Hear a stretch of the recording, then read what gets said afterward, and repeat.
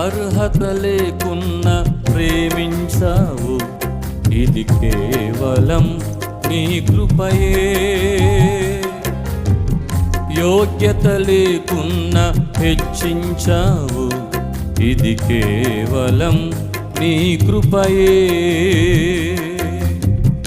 అర్హత లేకున్నా ప్రేమించావు, ఇది కేవలం నీ కృపయే.